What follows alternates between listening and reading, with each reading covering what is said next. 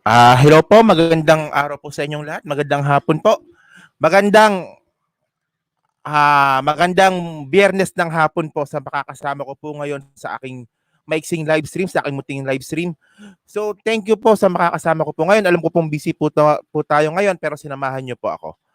So, ngayon po mga kababayan po, pag-uusapan natin tong napanood kong video na na pinagkalat ng Vice Asia. Ito yung video ni Atom Araullo na sinasabi nga, andito na yung title, oh, How Billions Were Stolen from the Philippines.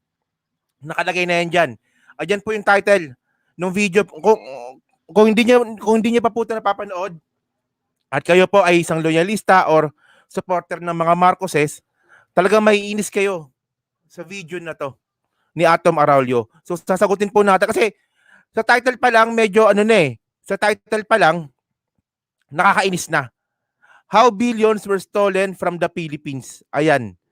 So start po tayo ulit, mga 1 minute po. Thank you po, maraming salamat. Teka lang ha.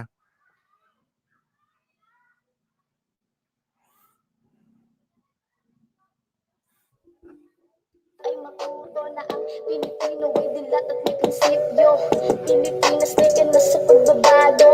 Sa mga mapaninaw huwag tayong pagpatalo. Huwag nating nahayaan, isipan natin ay maloko. Sa mga peki at mapang-abusong tao, mapanghusga ayan nagandang unang tatamaan. Sabay sunod na natin mga tao naghahaman. Tanong ko lang kung meron ba kayong natututunan, kung ang talino mo ginagamit sa kagulangan. Sa sulatan na to di man hangad namin manalo. Gusto lang namin na ipapatig sa mga tao, kaya natin tumabago. Kapwa ko Pilipino, imulat ang isipan, huwag ka laging feeling bobo. Awit ng katotohanan, laban sa mapanila. Imulat ang isipan para sa may tunay ng katotohanan. Awit ng katotohanan, laban sa mapanila. Imulat ang isipan para sa may tunay ng katotohanan. Sa hanap pagbabago, Takeru Miyamoto, ikay magpapahanga sa talino at prinsipyo. Hindi pa huhuli ang matapang na si Sir Balico. Isamang mo pa dito ang kwento. Yan, thank you po. Maraming salamat po. Start po tayo. Okay. Maraming salamat po sa makakasama ko po ngayong live stream. Alam ko pong busy po tayo pero sinamahan niyo po ako ngayon. So ito pa. Actually po mga kababayan kasi, dapat hindi naman ito yung topic ko ngayon. Yun nga lang, biglang napadaan to sa wall ko, itong report ni Atom Araullo tungkol dito sa sinasabi niyang how billion were stolen from the Philippines. So, sa tingin ko, panoorin muna natin yung video ha. Panoorin muna natin para maasar po tayo. Okay. O, so start tayo. Teka lang ha. Stop sharing natin. Teka lang. Ang laki naman ito.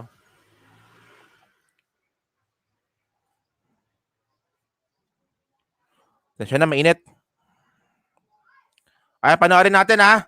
Yung ginawa ko dito, binlurred ko yung video at saka pinorward ko ng konti para hindi pa ako makapiright. Basta yung video na to andon sa YouTube ngayon. Sige, panoorin natin. Panoorin natin ha. If you head into the hills around Baguio, the summer capital of the Philippines, for about an hour's drive, you'll come across a rather creepy sight of this large skeletal head rising above the trees. It's what remains of a huge bust of former President Ferdinand Marcos, and it's not the only mark he's left on the city of Baguio. Take a 30-kilometer drive into town along Route 208, a road still called the Marcos Highway by many, and you'll find a complex of enormous mansions, all built during Marcos's 2 decades of rule. You can find remnants of his regime all over the Philippines. But this huge cultural complex right here in the heart of Manila. Okay, itong video na to is actually mag-iisang minuto na kasi pinoward ko eh. Mag-iisang minuto na pero wala pa rin siyang mapakitang kumbaga ebidensya kung paano ninakaw ng mga Marcos yung sinasabi niyang billions. O ito para mas malinaw, ano natin, sa YouTube natin tingnan. Kasi nagulat ako eh. Nagulat talaga ako eh. Kailangan, dami ko atang nakabukas na ano.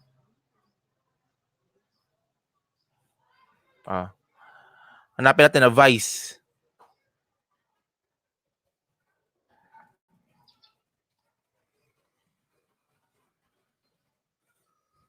Ito, andito. Panoorin nyo Ito, andito siya. Shoutout po sa ano, shoutout sa iyo Maris Heart. Shoutout sa iyo ano, ikaw kilala kita. Paninira at kasiraan lang yan ng kalaban na kunwari makabahan pero bulag sa katotohanan na ginawa ni Makoy. Apo palibhasa dekada 90 or 2K lang mga pinanganak. Ito. Sige ito, panoorin natin to Ito, stop muna natin. Hello po sa iyo Maris Heart. Shoutout po sa iyo.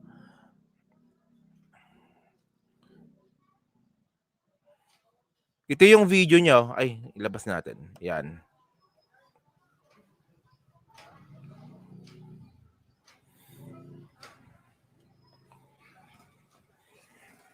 Ayan. Ito yung title ng video. Yan. Nakita ko lang talaga to kanina. So sabi ko gawa ko ng reaction video to. Yan What happened to the billions that former President Marcos stole from the Philippines? Ang kapal ng mukha. Using Monday.com. Kala may commercial. Team and any workflow, marketing. Today, Ito if you head into the hills around Baguio, the summer capital of the Philippines, for about an hour's drive, you'll come across a rather... Kaya para lang malinaw, patay na natin yan. Okay. Sige. Shoutout sa iyo, Rick Fernandez. Thank you po sa pagsama sa akin munting live stream. So balik na tayo sa video Basta doon galing yun. Baka sabihin kasi ng iba dyan ng mga dilawan na makakapanood nito. Sabihin gawa-gawa ko lang yan. Kasi nga, binlurred ko po tsaka finorward ko para hindi ako makapiright. Okay, continue tayo. Places like this aren't just the legacy of the Philippines' longest-serving president. They're also physical reminders of one of the world's most corrupt regimes, a sophisticated machine that stole as much as $10 billion and left the central bank's accounts so empty that it was basically bankrupt. Ang sabi niya, $10 billion daw ninakaw ni Marcos. Ang kapal ng muka. Ang sabi niya, $10 billion daw ang ninakaw ni Marcos, sabi ni Atom Araullo. Okay? Sige. Ngayon, debunk na natin. Basta mahaba tong video na to pero debunk natin isa-isa. Shoutout sa iyo, Bobby G.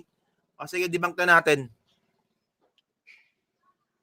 Actually, mga kababayan, ito, ni-research ko to. Saan na yun? Ito. Yan. Okay? Debunking Atom Araullo, anti-Marcos video. Actually po mga kababayan, napakadami pong kaso ang final ng PCGG sa mga Marcoses. Pero hanggang ngayon po, may mga nabasura na at meron pa pong on process. Naka-file pa yung kaso. Actually, matagal na nga 1987 pa nagsimulan pero hanggang ngayon wala pa rin matapos-tapos. Yung sinasabi ni Atom Araullo na nagnakaw po ang mga Marcos ng $10 billion ba yun? Kalokohan mo yun, Atom Araullo. Tingnan mo to, PCGG losses appeal. 102 billion cases versus Marcoses. Wala, di ba? Talo. PCGG dismissed. Talo ulit.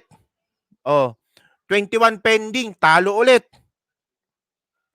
PCGG losses fourth case on the Marcos wealth. Talo ulit. Nakakahiya sa inyo PCGG, ang dami yung final na kaso sa mga Marcoses. Pero hanggang ngayon, wala pa kayong napatunayan at wala pang natatapos. Tapos ngayon, biglang babanat to si Atom Araullo na si Marcos nagnakaw ng $10 billion. Wala nga napatunayan Ay, kalokohan mo Atom Araullo ka. Bugok. Yan pa Wala pa rin. Under litigation pa rin. Actually po, yung litigation pa, pagkakaalam ko dito sa litigation, ito pa rin yung on-process pa yung kaso. Junk, PCGG, 200 billion pesos. Wala pa rin. Ito yung sinasabi ng nag-comment sa akin. Ang sabi ng nag-comment sa akin, meron daw verdict si Madam Imelda Marcos nung 2018. Actually, ito yon. Nakita ko nga rin to. Ito nakalagay dito. Imelda Marcos convicted of grave sentence to prison noong 2018 to. Pero po hanggang ngayon po naakyat na po to sa Supreme Court. Hanggang ngayon po on process pa yung kaso. So anong sinasabi mo dito Atom Araullo na nagnakaw? si Ferdinand Marcos ng $10 billion. So wala ngang napatunayan hanggang ngayon at kung meron pa rin on process, hindi pa rin tapos. Ano bang meron dito kay Atom Araullo? Bakit binabanatan yung mga Marcos nito? Ito yung mga taong hindi maka-move on. Mga kababayan. Oh. Balikan natin yung video niya. Balikan natin yung video ni Atom Araullo para masaya. Balikan natin. Ayan. So dito ang lino na sinabi niya, 10 billion daw yung nanakaw daw ng mga Marcoses na hanggang ngayon wala pa rin napatunayan at hindi pa tapos yung kaso. Oh. Sige. One of the world's most corrupt regimes, a sophisticated machine that stole as much as $10 billion and left the central bank's account so empty that it was basically bankrupt. This is a Asan?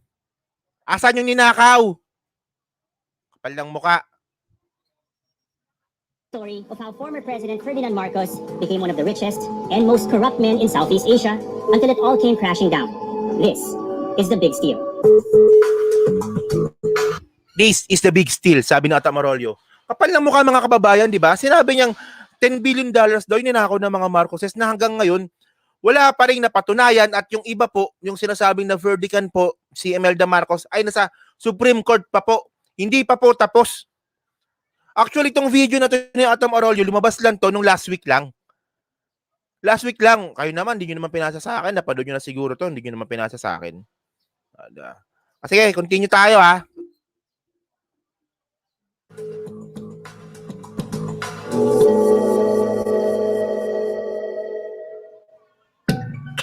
Marcos came into power on the back of a populist campaign that promised to, among other things, make the country great again. Where have you heard this before? We'll make America great again. Oh, okay. The election was a combative and bitter affair. Okay, so yung point dito ni Atom Araullo, narinig niya na daw yung word na we make our country great again. Sinabi naman talaga yon, sinabi yon, di ba? Sabi, asan nasa iyo takero, birds of the same feather are the same birds. Asan yung cellphone with charger, mukha mo? Sabi ni Sir, hearsay lang si, nga kaya nga eh. Yung point ko dito, ito ulitin natin yung video. Where have you heard this before? We'll make... Marcos came into power on the back of a populist campaign that promised to, among other things, make the country great again. Where have you heard this before? We'll make America great again. The election... Parang inasar dito ni Atom Araullo. Parang inasar ni Atom Araullo dito yung word na we make this America great again. We make this country make great again. Okay, parang ganun. Pero Atom Araullo, yung ginawa mo kasing example, si Donald Trump. Na sinabi ni Donald Trump yon nung 2015 lang. So, hindi ko alam kung anong pinopoint mo doon. Ano ba, ginaya ba ni Marcos yon? Hindi ko kasi makuha yung point mo kung ba't mo naisama yun eh. Tingnan nyo to Ito yung pinopoint ko. Yan Sinabi ni Trump yung we make our country great again nung 2015. Nung sinabi naman ni Marcos yon, hindi ko alam kung kailan yun. Hindi ko ma-research yun, hindi ko mahanap eh. So yung hindi ko alam eh. Ano ba yung pang-aasar ba yun, Atom Araullo? Pang-aasar ba yun? Na ginaya ni Marcos samantalang 2015 nga lang, sinabi ni Donald Trump yun? Labo mo, men. Ang labo mo. Ulitin nyo para mag-gets nyo yung ibig kong sabihin Labo, men. Shoutout sa'yo, Jasmine Padilla, Susana J. Shoutout po. Shoutout po mga BBM supporter natin dyan. Thank you po sa pagsama sa aking munting live stream. Ito yan Kasi malabo kasi yung video kasi para hindi ako makopyright kaya ako ginawa yan. Ito ulitin natin.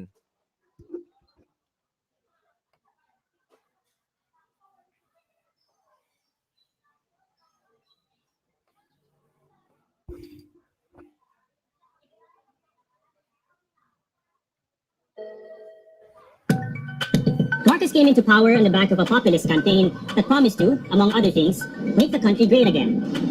Where have you heard this before? We'll make America great again. Di ba, nakuha niyo ba ibig ko sabihin? Parang inaasar niya yung word na we make this country great again. Na narinig niya raw kay Donald Trump. Nung 2015 lang naman sinabi ni Donald Trump yun. Yung point ko dito, Adam Araullo, yung sinasabi mong nagnakaw si Ferdinand Marcos ng $20 billion, asan? Asan yung sinasabi mong nagnakaw si Ferdinand Marcos ng 20 billion pesos, ay $20 billion, sorry, $20 billion na actually magto 2 minutes na yung video mo, wala ka pa rin pinapakita.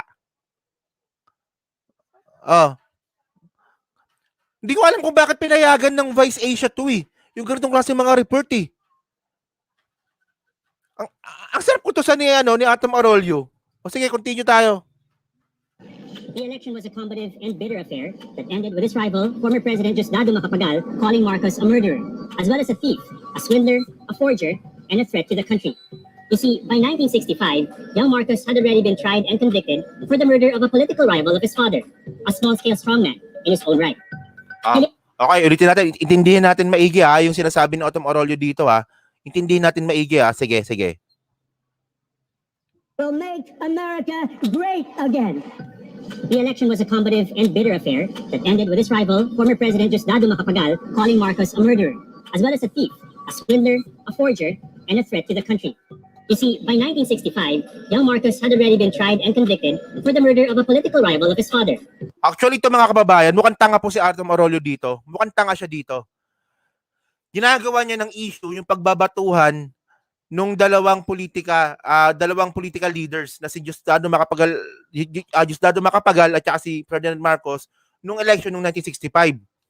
So actually po, Atom Araullo, normal po yun. Tuwing eleksyon, talaga nagbabatuhan po talaga ng mga masasakit na salita. Minsan nga, kasiraan niya yan eh. So anong issue mo dito, Atom Araullo? Na pati yung batuhan nung mga candidates nung 1965 election na si Diosdado Macapagal at saka si Ferdinand Marcos, sinita mo.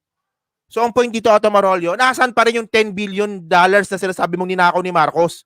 Bakit mo sisingit dito yung batuhan ng mga masasakit na salita nung election period na normal nang nangyayari yun? Gunggong, anong klaseng reporter to? Reporter dapat reporter ka sa Mandaluyong eh. Asan yung 10 billion? Asan yung $10 billion na sinasabi mo ninakaw ni Marcos? Nasaan?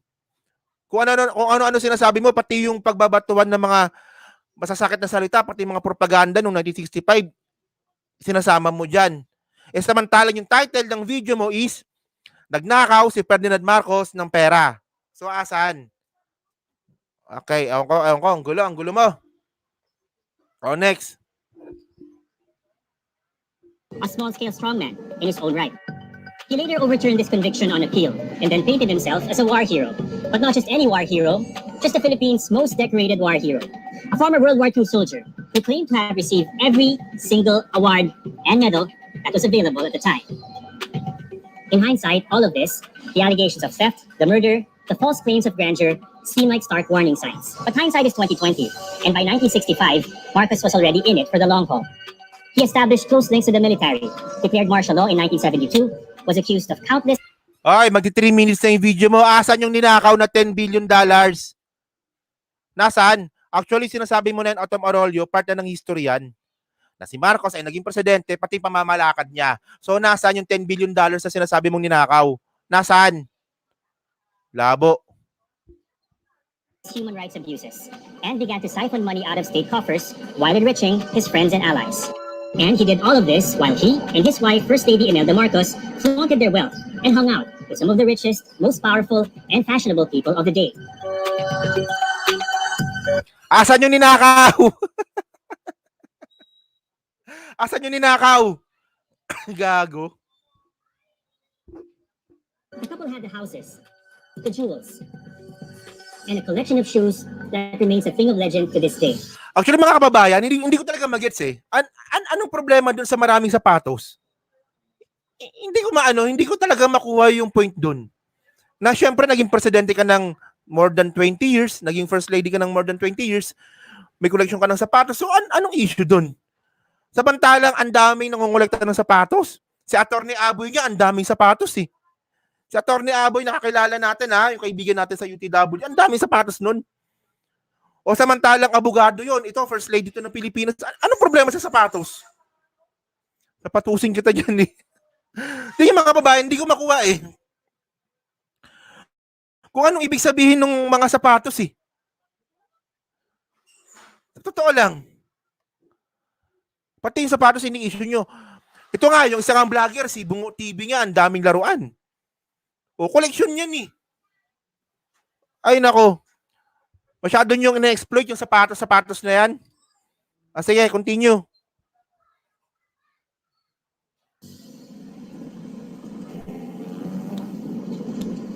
They also have the entire country's economy at their disposal in a serious addiction to funding public works projects as hallmarks to greatness, like the 88-hectare cultural center complex in the capital.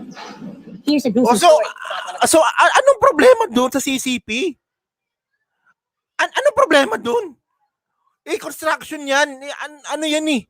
Parte yan ng mga ginawa ng mga Marcos eh. Hanggang ngayon ginagamit yan? Asan yung ninakaw ng $10 billion na sinasabi mo? Tulad nung nakalagay sa video. Tulad nung nakalagay sa title ng video mo. Asan yung $10 billion? Kung ano-ano sinasabi mo dyan? Anong klaseng reporter to? Bugok? Tangin to, gago. Buildings. The Manila Film Center, built in record time to host A-listers at an international film festival. During construction, an entire floor collapsed onto a group of workers. But work never stopped. Allegedly, the order was given to simply build over the bodies. Such was the impunity Marcos acted with. Okay ito ito yung ano, di ba? Ito yung building sa Manila, yung Manila Cinema ba to? Yung habang kino-construct biglang nagiba. So hindi na nahanap yung mga katawan, so continue nila yung construct ng building. Kung maalala niyo po yun, nakalimutan ko na si pangalan nun eh. Basta merong building sa Manila na habang binibuild nila, habang ginagawa, habang kino-construct, biglang nasira, may mga taong namatay, pero ang ginawa po is hindi na hinanap yung mga katawan. So pinagpatuloy pa rin po yung pag-building ng building na yon. Manila, ano ba yon? Manila Cinema ba yon? Parang ganun eh. Manila Metropolitan Cinema ata yon. So yung mga katawan po nasa ilalim lang po. Kumbaga natakpan ng semento, ng mga flooring na hindi naman talaga maganda. Pero nasaan yung $10 billion? Putang ina mo.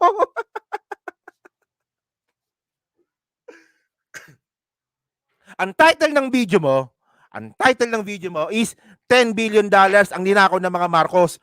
Pero ngayon, bakit mo isisingit na naman ngayon yung mga namatay nung pag-construct ng Manila Metropolitan Cinema na hindi naman connected doon sa $10 billion na sinasabi mo? Asan doon? Bugok! Pasensya na mga kababayan ha. Ganito lang kasi ako, pag nakakapanood ako ng mga media, ng mga vlogger, ng mga bugok. Tulad po ni Araullo. Ang ganda ng title eh. Kumbaga siguro, ito na siguro yung magpapabago sa isip ko. Baka nga siguro mali na suportahan ko ang mga Marcos. Pero nung pinanood ko itong mga video, nung pinanood ko itong video ni Araullo, paikot-ikot ka para kang IMG. Totoo, may sumagot. Ano bang pangalan ng ano na yon? Metropolitan Theater pala, sorry. Metropolitan Theater. Ang title ng video mo is nagnakaw si Ferdinand Marcos ng $10 billion. Pero bakit pati yung Metropolitan Theater na yan siningit mo? Anong connection nun? Labo mo, men. Sige. Because he was allowed to.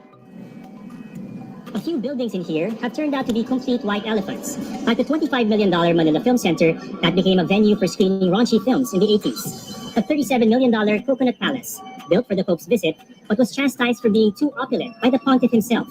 He chose not to stay there. But during the time of construction, these inspiring structures were for showing the world, as Imelda puts it, a pretty face. In fact, asan ang $10 billion?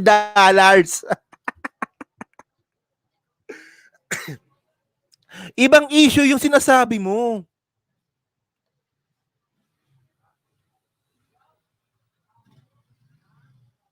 Ay, shoutout sa Jim Beam. Visit ka. Asan? Ang labo mo, Atom Araullo. Ang labo mo. Ba yan? Anong klaseng reporter to? Kala nga, nasaan na ba ako? O sige, ato, nagsisimula pa lang tayo. Nasa kalahati pa lang, pero nakakainis na. Nakakainis ka agad. O, kasi ito kasing title ng video nyo. Papakita ko sa inyo, ha. Pinakita ko na kanina, eh. Pero papakita ko ulit. Asan na ba yon? Ay, nawala. Wala akong screenshot. Wala akong screenshot. Ito yung title ng video niya. How billions were stolen from the Philippines. Tapos andun yung muka ni Ferdinand Marcos. O ito, pakita ko sa inyo, ha. Mga ngalahati na yung video niya, wala pa rin siyang pinapakita na ebidensya na nagnakaw si Ferdinand Marcos samantalang andun yung title. Ito yung title ng video, oh. Ito, pakita ko sa inyo ulit, oh. Pakita ko sa inyo ulit. Ayan, oh. Oh. What happened to the billions that Ferdinand Marcos, former president, parang ganun. Tapos yung nakalagay, oh, how billions were stolen from the Philippines. So dito mga kababayan, paikot-ikot po siya. Ang dami niyang sinabi. Pero mangangalahati na yung video niya, wala pa rin siyang pinapakita kung paano nagnakaw si Ferdinand Marcos ng $22 billion.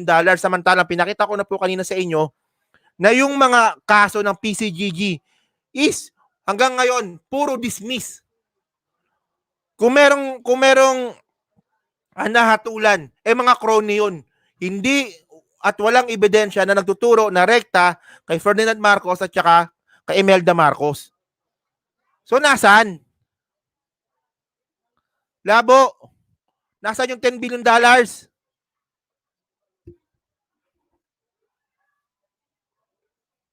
One reason the Marcoses stayed in power for so long was because they were so good at showing pretty faces. In the 1960s, the world was locked in a Cold War. And when America looked at the developing world, it may have been thinking that a cooperative tyrant makes for a better partner than a democratic but unfriendly governor. The US backed the Marcos regime for a very long time, tolerating gross human rights violations and world-class corruption. As Franklin Roosevelt puts it, Tarantado corruption ng corruption. Asan yung corruption? Asan yung corruption? Ay! bitch, but he's our son of a bitch. From day one, Marcos too branded himself as a staunch anti-communist, winning the affections of at least 4 White House administrations. He even graced a 1966 Time magazine cover for his quote, dynamic and selfless leadership. But towards the end of his 2 decades of rule, the tide had turned against the Marcoses from within the Philippines. 1980. So bali yung ibig sabihin dito ni Atom Araullo na naging magkaibigan sila ng US, yung Pilipinas, si Marcos tsaka ang US. So nagkaroon ng pagkakaibigan, then kumbaga ginamit ng mga Amerikano si Marcos. Para kayo yung gustong sabihin ni Atom Araullo, eh. And then napasama si Ferdinand Marcos dun sa Time magazine noong 1964. Tama ba? O 1968. And then after 1980s, nakalaban niya na. Pero nasaan yung $10 billion? Asaan yung $10 billion? Kung ano-ano sinasabi mo. Wala kaming pakialam doon sa sinasabi mo sa mga naging relasyon ni Marcos sa mga Amerikano. Dahil ako, pinanood ko yung video mo dahil nakalagay doon is nagnakaw si Ferdinand Marcos ng $10 billion. Nakuha niyo ba mga kababayan? Napaka-misleading, napaka-loko-loko, tsaka napaka-fake news po. Nasaan yung $10 billion na sinasabi mo? Ang dami mo sinasabi, pero yung pinopoint mo na $10 billion, wala. Wala kang mapakita. Ito nga, pinakita ko nga sa'yo, Atom Araullo, di ba? Yung mga kaso ng PCGG sa mga Marcoses, sa mag-asawang Marcos is na-dismiss, di ba? Binasura, yung mga naparusahan, yung mga crony, pero walang rektang nagtuturo sa mag-asawang Marcos. Yung sinasabi ninyo dyan, na nagkaroon ng verdict si Imelda Marcos noong 2018, ngayon po ay nasa Korte Suprema po yan at nililitis pa po. Hindi pa po tapos. Bugok. Mahalatang bita. Alam mo mga kababayan, yung ginagawa ni Atom Araullo na yung pinapakita niya na ito magnanakaw si Marcos sa inyong title. Pero pag pinanood mo yung entire video, wala naman siyang mapakitang ebidensya. Bitter yun. Hindi ka maka-move on. Kasi mga kababayan, ito lang si point ko dito. Ito sa akin, point ko lang ha. Ito, sana maintindihan ninyo. Sa tingin ko, kaya marami pa rin loyalista at naniniwala sa mga Marcos ngayon. Sa tingin ko, dahil yung pinaglaban ng 1987, yung pinaglaban ng 1986, EDSA People Power. Di ba nung EDSA People Power, di ba? Ang daming pinangako nun. Ang daming pinangako nun. Demokrasya. O, di ba? Kalayaan sa rehimeng Marcos. Kalayaan sa diktadorya. O, di ba? Tapos, kalayaan sa kahirapan. Di ba, aasenso ang Pilipinas kapag napatalsik si Marcos. Yayaman ang Pilipino pag napatalsik si Marcos. Hindi po kasi natupad yun. Lalong naghirap ang Pilipinas nung nawala si Marcos. Ngayon po, masisisi nyo ba yung mga tao kung bakit nila sinisisi yung mga dilawan na yan? Kung bakit nila pinaalis si Marcos? Kung bakit nila pinalaya si Marcos? Masisisi nyo ba yung mga loyalista ngayon? Masisisi nyo ba yung mga Marcos supporter ngayon? Kung bakit hanggang ngayon naniniwala sila sa mga Marcoses? Samantalang yung mga pinangako nila noong 1986, and sa People Power, wala namang natupad doon. Asan yung kalayaan sa kahirapan? Di ba? Asan yung kaginhawaan? Na pinaglaban noong 1986 EDSA Revolution, wala. Hanggang ngayon, mahirap pa din ang Pilipinas mula nung naging presidente si Cory. Oh. Yan ang point ko dito. Oh, tapos yan, ikaw, Atom Araullo, di ba, galit na galit ka sa mga Marcos, gumawa ka pa ng report dito sa Vice Asia na to, na puro naman kapalpakan yung sinasabi mo. Yung sinasabi mong $10 billion, nasaan? Matatapos din yung video mo, nakangalahati na yung video mo, wala ka pa rin pinapakita. Sige, continue tayo. The Filipino economy was in shambles. Marcos's endless borrowing had chalked up a foreign debt 4,000% greater than that before his presidency. Human rights abuses multiplied. And not only did Marcos not manage to quash the communist insurgency, its numbers have exploded. In response... ang sabi dito, ang sabi ni Atom Araullo, kita mo napaka-bias mo. Napaka-bias mo. Ang sabi ni Atom Araullo, human rights violation has been rise nung panahon ni Marcos nung 1980s. Tanga, sabi ko, tanga ka. Alam mo kung bakit? Mas lalo pong dumami ang human rights violation nung panahon ni Cory Aquino. Konting Google lang yan. Actually, hindi ko na nagawa ng slide Kasi basic na basic yun Nagkalat sa internet yan At may mga ebidensya tayo dyan Na mas marami pong human rights violation ang nangyari nung panahon ni Cory Aquino kumpara nung panahon ni Marcos. Mula nung martial law hanggang mapaalis siya dun sa pagiging presidente niya. Kita mo napaka-bias mo na, ang bugok-bugok mo pa, ang tanga-tanga mo pang reporter. Nakakainis kasi mga kababayan, nakakainis Di ba? Next. This regime's brutal rule. In fact, remember the statue? It looks this way today because it was blown up by, you guessed it, communist rebels. Yan communist rebel. Communist rebel. Ito na topic na natin yan. Sino ba ang komunista dito? Si Marcos ba yung komunista dito? Pabor ba si Marcos sa mga komunista? Ipapanood ko ulit po sa inyo para mas maganda po. Ipapanood ko po ulit sa inyo. Para mas okay. Sige. Saan na ba yun? Panoorin ulit natin to.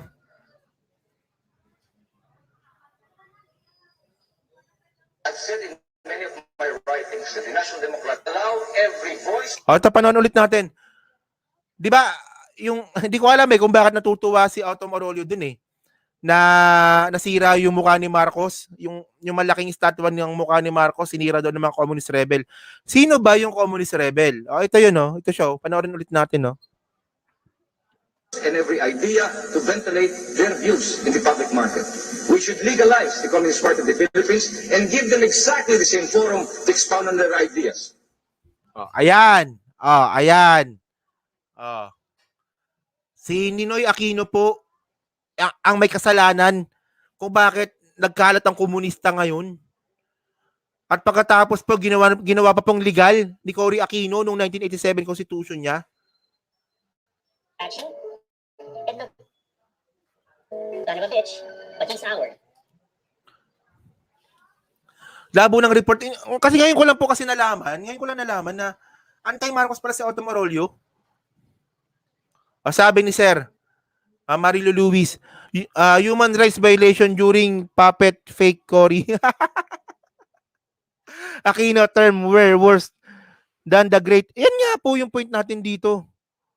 Oh. Nagrereklamo si Otto Araullo dito na tumaas daw yung human rights violation. Mas marami nga pinatay noong panahon ni Cory. Siguro walang internet to si Otto Araullo siguro sa kanila. Pag walang internet siguro to. Sige. Economy was in shambles. Marcos's endless borrowing had chalked up a foreign debt 4,000% greater than that before his presidency. Human rights abuses multiplied. And not only did Marcos not manage to quash the communist insurgency, its numbers have exploded in response to his regime's brutal rule. In fact, remember the statue? It looks this way today because it was blown up by, you guessed it, communist rebels. At this time, Marcos may have made a fatal error in judgment. With his iron grip on the country, it is believed he masterminded the assassination of opposition leader Benigno Aquino, giving his American... Ito mastermind daw si Marcos sa pagkapatay ni Ninoy Aquino. Hanggang nga ngayon hindi pa rin malaman kung sino pumatay dyan eh. Kita mo katangahan nito ni Otto Araullo. Isipin mo dalawang Aquino na ang naging presidente. Naging presidente na si Cory Aquino, naging presidente pa si Abnoy Aquino. Pero hanggang ngayon, hindi pa rin tapos at hindi pa rin malaman kung sino yung pumatay kay Ninoy Aquino. Tapos ngayon pinipilit niyo parang ituro si Ferdinand Marcos. Huwag niyo sisihin si Ferdinand Marcos, sisihin niyo yung dalawang Abnoy na naging presidente. Na asawa at saka anak ni Ninoy Aquino. Isipin mo, dalawa. Asawa mo tsaka anak mo naging presidente, hanggang ngayon hindi pa rin alam kung sino pumatay kay Ninoy Aquino. Bugok. Tapos ngayon sa report mo, sasabihin mo pagkakamali yan ni Ferdinand Marcos kasi namatay. Hindi niya naman sinabing rekta na pinatay ni Marcos. Pero ayun po yung pinopoint niya. O kasalanan daw ni Marcos dahil daw namatay daw si Ninoy Aquino. Tanga. Tanga talaga. Sige. American backers no more reason to defend him from an incensed public. Ito yung pinaka nakakahiyang nangyari sa kasaysayan ng Pilipinas nung naniwala yung mga tao kay Cory Aquino. Ayan ang isa sa pinaka nakakahiya at isa sa pagkakamali na ginawa ng mga Pilipino, ang naniwala kay Cory Aquino at dyan sa kalokohang EDSA Revolution na yan. Actually po kasi ito lang kung talaga, kasi ito kung sinasabi nila na talagang diktador si Marcos, actually 1986, konting panahon na lang yung buhay ni Marcos noon, konti na lang. Dinaan nyo pa sa revolution.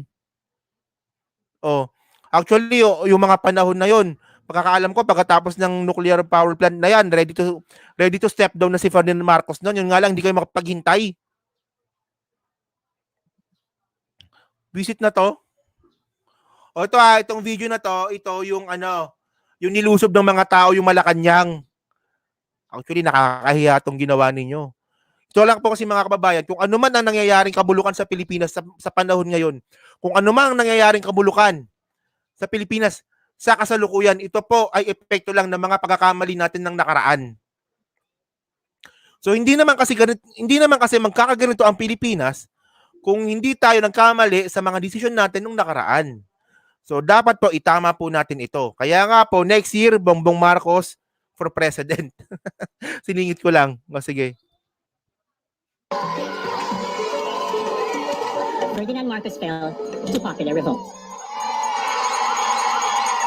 Marcos died 3 years after, in exile in Hawaii. and left the nation bankrupt and paying off his debt for the next 4 decades. As for the missing billions, investigators have traced these ill-gotten gains to secret offshore accounts, shell companies, property O ito sinisisi ngayon ni Araullo yung mga sinasabing crony na andun daw yung pera ni Marcos. Ididemanda mo. andun pala yung $10 billion eh. Bakit di mo i-demanda? Sige, pakinggan nyo ulit. died 3 years after, in exile in Hawaii, and left the nation bankrupt and paying off his debt for the next 4 decades. As for the missing billions, investigators have traced these ill-gotten gains to secret offshore accounts, shell companies, property investments, and expensive art collections in jurisdictions around the world. Several governments have outright refused to cooperate with the investigation to avoid embarrassing their politicians. As for the Marcoses, they managed to drag out the remaining court cases, hiring the best lawyers. No one... Sinisip pa ngayon ni Araullo na kaya daw na-dismiss yung mga kaso, kaya daw nabasura dahil meron daw magagaling na abogado. Tanga ka talaga eh. Judicial system natin yan eh. Siyempre may kakayahan ka kumuha ng abogado. Siyempre kukuha ka ng magaling na abogado. Sisihin mo yung abogado. Sisihin mo yung PCGG. Huwag mong sisihin yung abogado ni Marcos kung bakit nabasura yung mga kaso. Katangahan no? Ang tanga. Isipin mo. Sinisi ni Araullo na kaya daw, ito yung pagkakabasa ko kaya daw nabasura yung mga kaso ni Ferdinand Marcos dahil nakakuha daw ng magagaling na abogado, yung mga Marcos. Tanga! Sisihin mo yung PCGG. Kaso sila ng kaso, puro nabasura, walang ebidensya. Sisihin mo yung mga abogado ng PCGG kung bakit ang tatanga. 900 na kaso? Wala kayong napatunayan? Wala kayong na-verdict. Meron isa nung 2018 kay Madam Imelda Marcos, pero ngayon nasa Supreme Court yon. Pero hindi pa rin counted yon. Kasi hindi pa tapos yon. Isipin mo ang tanga, no? Ang tanga ni Araullo, no? Sisihin niya yung abogado ni Marcos kung bakit daw nabasura yung mga kaso. Mas maganda siguro sisihin mo yung PCGG. Kasi ang tatangan nilang abogado, yun lang yun. 900 na kaso? Wala man lang kayong tinapos, wala man lang kayo napatunayan. Ewan ko ba? Pasensya na, hindi ko na mabasa yung comment nanggigigil ako dito sa report ni Araullo eh. Kasi last week lang tong report na to eh. Kayo naman, napanood nyo na pala to, hindi nyo naman lang pinasa sa akin. Di ba? Family, friend, or crony has served a prison sentence for their part in the corruption. And to many... Part of corruption? Nasaan ka yung corruption? Wala nga kayo napatunayan. Ang kapal ng mukha nito. Sa totoo lang, kapal ng mukha mo. Ang kapal ng mukha. Masyado kang bitter, hindi ka makamove on. The Marcos family remains national treasures. No pun intended. This is September 11 in the province of Ilocos Norte. It's a day of celebrations in honor of Ferdinand Marcos, who was born in the municipality of Sarat in 1917. To the people of this town, Marcos is still, and perhaps will forever be, a national hero. Today, history is not... Yes, totoo yan. Ito sinabi ko na kanina. Masisisi mo ba yung mga naniniwala sa mga Marcoses? Masisisi mo ba yung mga loyalista kung bakit hanggang ngayon para sa kanila is bayani si Ferdinand Marcos? Masisisi mo ba sila? Hindi mo sila masisisi dahil yung 1986 EDSA Revolution na yan is palpak. Yung mga pinakako nung 1986 EDSA Revolution, walang natupad. Yung pinangako nilang demokrasya, siguro ngayon meron, pero meron pa rin naman demokrasya ng panahon ni Marcos. Di ba? Yung pinangako nilang kalayaan sa kahirapan, yung pinangako nilang kaginhawaan, yung pinangako nilang may kanta pa sila nandiyan yung magkaisa. Kita mo hanggang ngayon, matakot-takot yung mga Pilipino. Lahat kasi ng mga pinangako noong 1986 EDSA Revolution, hanggang ngayon po ay hindi natupad. Hanggang ngayon, mahirap pa din ang Pilipinas. Hanggang ngayon, napag-iiwanan po lalo ang Pilipinas mula nung napalaya si Ferdinand Marcos. Ngayon, nagsimula maghirap ang Pilipinas nung umupo si Cory. Ngayon, masisisi mo ba itong mga loyalista, Masisisi mo ba itong mga supporter ng mga Marcos na hanggang ngayon ay tinuturing bayani si Ferdinand Marcos? Hindi mo sila masisisi dahil yung nagpalayas sa pamilyang Marcos dyan sa Malacanang ay palpak. Sila mismo naglagay sa atin sa kahirapan. O ngayon, hindi mo ngayon masisisi ngayon ang mga loyalista, ang mga supporter ng mga Marcoses dahil dyan. Tapos hanggang ngayon, hindi ka makamove on. Magnanakaw si Marcos. Paano nga naging magnanakaw? Sa 900 nga na kaso hanggang ngayon wala pang tapos.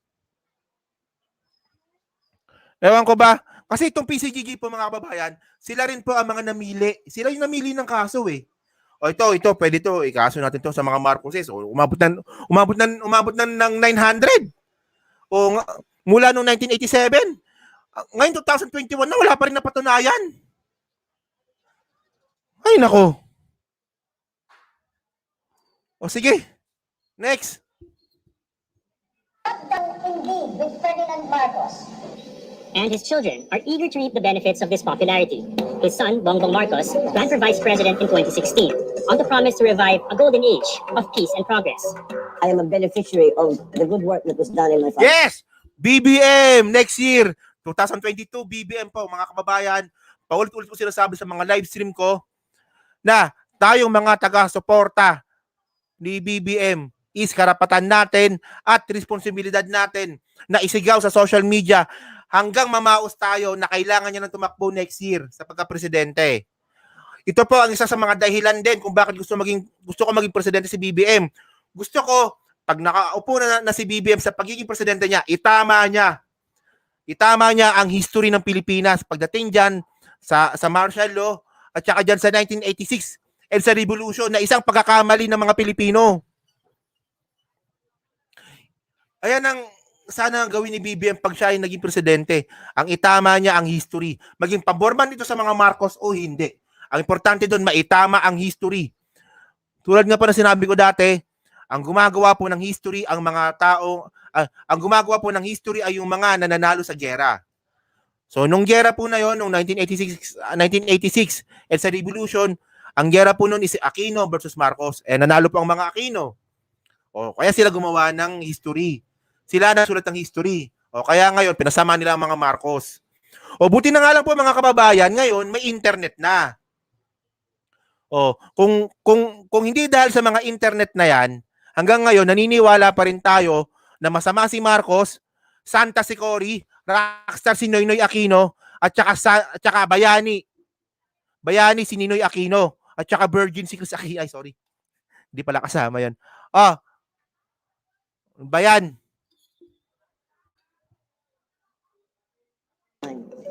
All the things like land reform, things like the electrification, things like agriculture. He was backed by fellow candidate Rodrigo Duterte, who called Marcos a hero to many Filipinos, and eventually allowed the former president to be buried with pomp and ceremony at a hero cemetery in Manila. Kami ang naniniwala sa aming masarili at puso't isipan na si dating Pangulong Ferdinand E. Marcos ay isang bayani. Siya ay nagbigay ng golden age sa bansang Pilipinas. Many Filipinos have bought into the narrative peddled by the Marcoses, which sends a message to politicians everywhere that corruption ultimately pays. The practice of mixing politics and business has existed for centuries in Asia. At one point, such cooperation was even praised by the World Bank for greasing the wheels of growth. Oh, kita mo. Ang kapal ng mukha, oh. Tama ba pagkakaintindi ko? May korporasyon daw, may cooperation daw yung World Bank sa mga Marcoses. Tama ba pagkakarinig ko? Kapal ng mukha talaga nito, no? Until it sent economies crashing down in the 1997 Asian financial crisis. Today, the practice has a name, crony capitalism, a term popularized during the Marcos era. Crony capitalism. Ayan ang sinabi ni Araullo bago siya umalis. Crony capitalism. Actually po, wag kang maghuhugas kamay, Araullo. Dahil nung umalis po ang mga Marcoses, hindi naman nawala yan. Andyan yung mga Lopez. Na, ewan ko ba? Dapat kasi, topic kasi natin dito dapat ngayong araw is yung tungkol sa power supply, tungkol sa Meralco. Yung nga lang, napanood itong video na to is nanggigil ako, kaya ito na lang yung topic ko. Actually rin po, mas marami pong kalokohan ang ginawa si Cory Aquino dahil yung mga company-owned na pagmamayari ng mga Marcoses noon, ng gobyerno, sorry. yung yung mga company na pagmamayari ng gobyerno, binigay ni Cory. Actually, binigay ni Cory yung Meralco nang hindi pinagbayad. Hindi, basta pag-aaralan natin yan sa susunod na mga video natin. Pero ito po yung point ko dito. Si Autumn Araullo, mali ka. Pinakita mo dito sa video mo sa Vice Asia na bitter ka, tanga ka, at saka wala kang kwentang reporter. Wala kang kwentang media, bias ka. Move on din pag may time. Kasi ako hindi ko kasi maintindihan kung bakit may mga taong galit sa mga Marcoses. Para sa akin, sila po yung mga taong hindi makamove on. Okay? Thank you po. Maraming salamat po sa nakasama ko po ngayong hapon sa aking maiksing live stream. Actually, hindi na po maiksi dahil inabot po ako ng 50 minutes. Thank you po. Okay. Shoutout po sa iyo, Marilu Luis. Thank you po. Ang sabi ni Ma'am Marilu Luis, you nailed it right. You have a debunk all atom. Talaga? Thank you po Hindi ko na, ang Lopez, alam ko rin yan. Lopez, ang ABS-CBN, malaking story. Malaking story nga po itong Lopez na to. Sobrang laki. Ang sarap itakil nito. Okay? Nabenta lahat ng gobyerno. Ayun nga, sinabi ko na kanina. Shoutout sa iyo, Pinagyoten. Thank you po. Maraming salamat po So, Ma'am Carmen, shoutout po. Ang PCGG, ang PCGG, tinatag ni Cory noong 1987.